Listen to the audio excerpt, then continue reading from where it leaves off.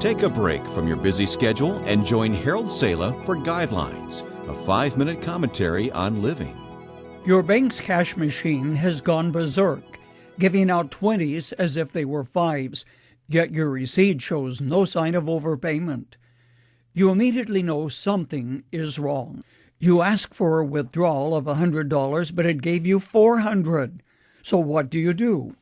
Would you A, use the emergency telephone to alert the bank, B, just take the money and run, or C, call your friends and tell them to get to the bank quickly as you go to the end of the line for a second run at the machine yourself? Now, if you chose the first option, you are in a decided minority, judging from an unintentional experiment in ethics that actually took place at a bank. You see, a careless employee loaded a canister of $20 bills into the slot for $5 bills. This meant it paid off better than the lottery, at least for a short while. Although the cash machine panel had a 24-hour telephone for reporting trouble outside of bank hours, the bank received only one call, 2 at the most, according to the bank spokesman Robert Nolan. Instead, a long line of eager cash seekers formed at the machine. "I called everybody I knew," one man said, who chose not to give his name. Surely no Christian stood in that line. Certainly no one could have been to church earlier on that Sunday and stood there ripping off the bank later that afternoon. Or could there have been? Is it possible that some who were born-again Christians ignored any fleeting thoughts about honesty and integrity, and they just scooped up the cash and walked away with it?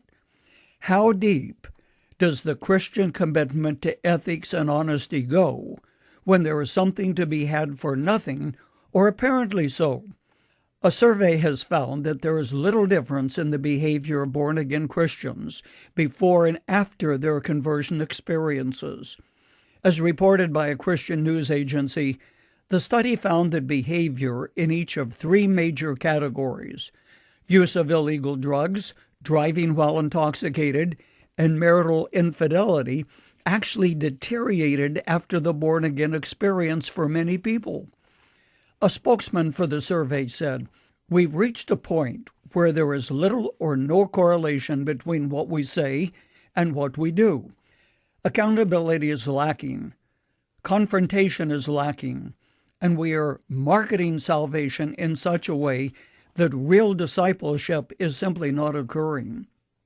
Long ago, when Paul wrote to the Ephesians, he penned some strong words as he said, "He who has been stealing must steal no longer, but must work, doing something useful with his own hands, that he may have something to share with those in need."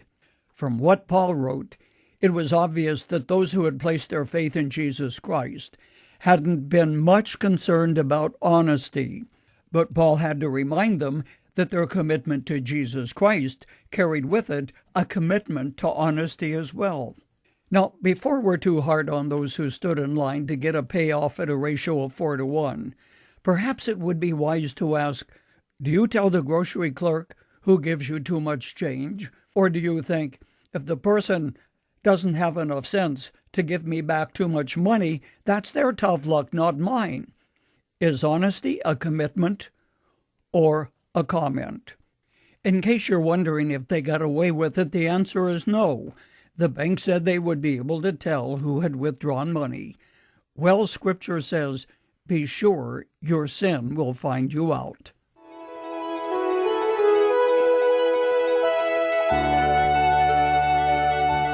You've just heard Dr. Harold Sala with Guidelines, a 5-minute commentary on living. If you would like to listen to the program again, download a copy, subscribe to our e-commentary, or view other resources, visit guidelines.org. We would like to hear from you, too. You can email us at info@guidelines.org. That's info@guidelines.org. Thanks for listening, and we invite you to join us again for the next edition of Guidelines.